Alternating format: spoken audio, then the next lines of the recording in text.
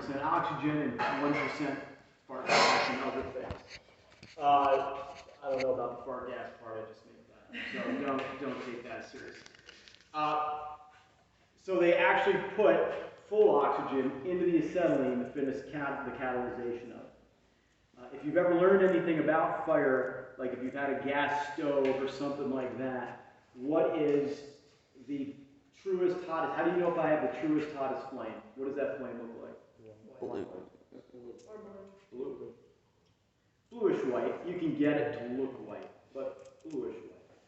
So what we're going to do is that catalyzation is going to get us to that optimization. It's going to bring us to temperatures, I forgot what it was, 2,000 plus degrees? No, I don't think it's quite 2,000. I'd have to look it up. It's stupid hot.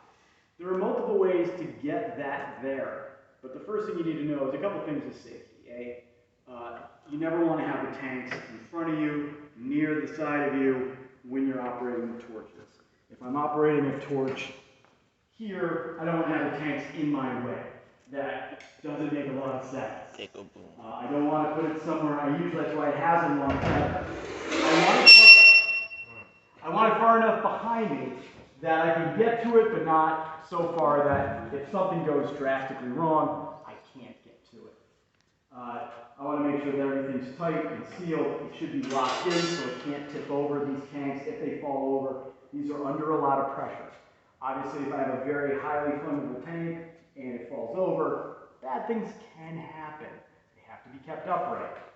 Most of my equipment's already been checked, so that's good. You want to make sure your hoses aren't overly frayed, broken, cracked. I don't like them tangled up or knotted, or you don't want things that are...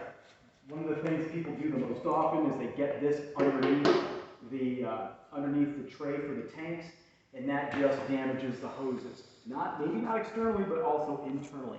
You don't want that to be the case.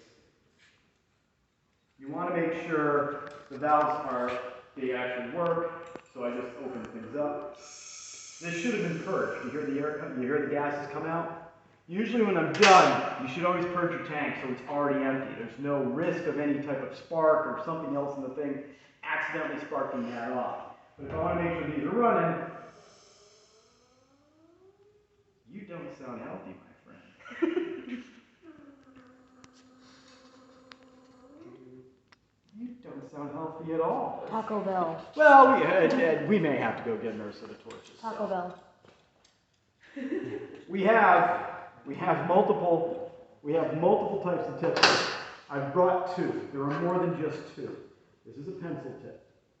Not because it looks a little bit like the tip of a pencil, but because the flame it's going to produce is a single flame that, when set up, will look like a pencil tip. This is a cutting tip. There's an extra knob on it, and there's a trigger on it. This is for enrichment, oxygen enrichment. You'll notice it'll sound like a little jet flame. I'll explain more what a cutting tip does when I get to the cutting portion. I'm hoping this tip isn't damaged, but it looks okay. When you work with torches, you should be wearing a set of these goggles. These are number 8, or a number 8 shade safety glass. So not only are they safety glasses, just fancy, but they're sufficiently dark that you're not going to burn out your retina when you're looking at them. It doesn't look anything more than regular sunglasses, but they are a little bit more than just regular sunglasses. I've already burned my retinas. If you look at these long enough, you will damage your eyes. This isn't like welding. So if we were welding, and you see a welding arc, that is a white light. That will burn out the back of your eyes. You will see dots, and if you do it often enough, you will keep seeing dots. You know when you've looked at a bright light too long, especially with welding, because you get something called sandy eye. Have you ever gotten like a little particle of sand in your eye? Mm-hmm. Imagine a lot of particles of sand in your eye. I stared at the sun. You will wake up, and it'll feel like you'll have bags under your eyes, and it'll hurt. It'll just physically hurt. And that's what welding does. But torches, not so much. But again, be safe about it. So we have 2 gauges on each one of these tanks. Here's acetylene is the small one, oxygen is the larger one. It's kind of weirdly proportional. You have to have the right pressure coming out, and I work in PSI to get what I need to get the proper mixture. So if I open my tanks, I just want to know if I have something in them. This is my pressure gauge. This is just the first gauge lets me know I have pressure in the tanks. These are my regulators. Regulators, if I turn them out, that one's going to be nice and hard to see. I'm so glad I got it covered with. I don't even know what that is. I have them down to 0. They're empty right now. Nothing's going through. Tanks are open, but nothing's going through. For oxyacetylene, the magic numbers, and it really kind of depends. I was given 2 different numbers depending on my tip. 21 psi of oxygen, 7 psi of acetylene for a pencil tip, 24 psi of oxygen, 7 psi of acetylene. For this one, has slightly more oxygen. Now, if you were to get close to this gauge and be able to see it properly, maybe I can turn the face so we can. Come on. There we go. Let's put it on in a place I can see it. Mr. Mayor, did you break it? Maybe. It's possible, but if I can't see through it, I can't set it. So I got the inner line as the PSI. They're actually pretty far apart. They go in increments of 5. So the difference between getting to 21 and 24 is really hard. So I just go for 24/7. It's an easy number. It's kind of catchy. 24/7. Every day. All day, every week. Right? All day, all week, 24/7. 24/7. That's what I teach my students. Well, you said 21. Trust me. 24 on the oxygen isn't going to do anything. So we're going to set that. First, I'm going to get my pencil tip on. Some people will tell you you have to put these on with a wrench. Has to be a wrench. You should always use a wrench. When you're working in the field, honestly, if you got fairly strong hands and you need to switch stuff out, I don't always use a wrench.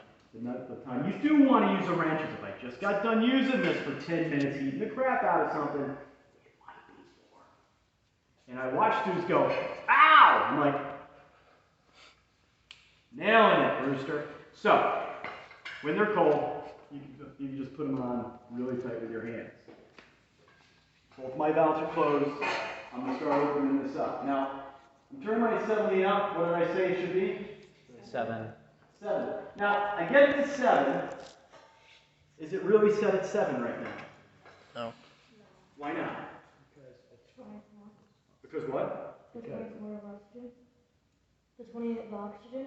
No, why is my acetylene? I have it 7 on the gauge, but is it truly 7 pounds right now? No, because No. it's not going. Because it's closed, it's not flowing. So you have to open it to see where it really is. Don't tell me you're actually going to stay there. All right, it really stayed there. Most of the time it drops down. I'm starting to doubt my, well, we'll see. We'll check it in a minute. Same with oxygen. So oxygen, what did I say oxygen should be? 24. 24. 24. Oh, that was all poppy. So I just opened it up, and you'll see it just drops a little bit, comes back up a little bit. So now I have everything set. A lot of people think you just open the valves and go to town. Don't do it. There is an order. Fire first, oxygen second. Fire first, oxygen second. So.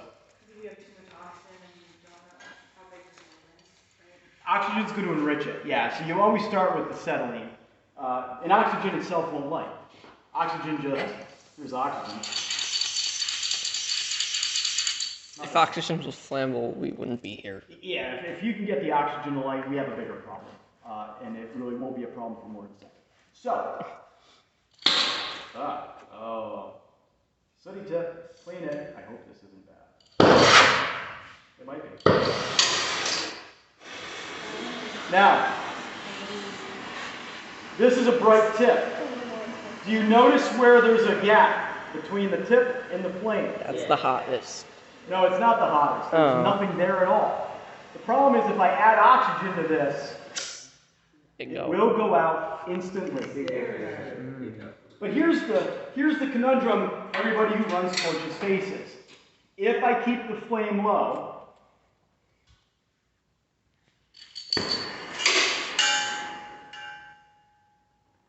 The black. carbonization. I'm turning it off on purpose.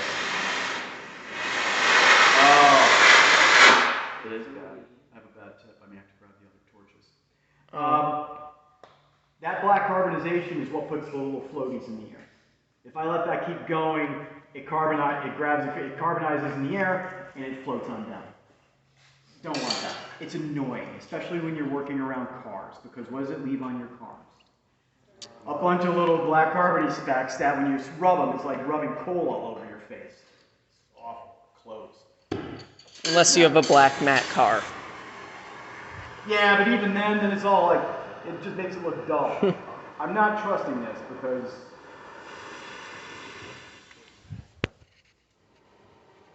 so I have no carbonization, but see how the flame tip is actually coming straight from the tip of the torch? Okay. This is where you can start adding oxygen. Now, it's very little. That's a pencil tip. Because it looks like a pencil. Yes, that tail is incredibly hot. Just Now, I can add more acetylene. I can add more oxygen. And then more acetylene. make shock diamonds. Oh my god!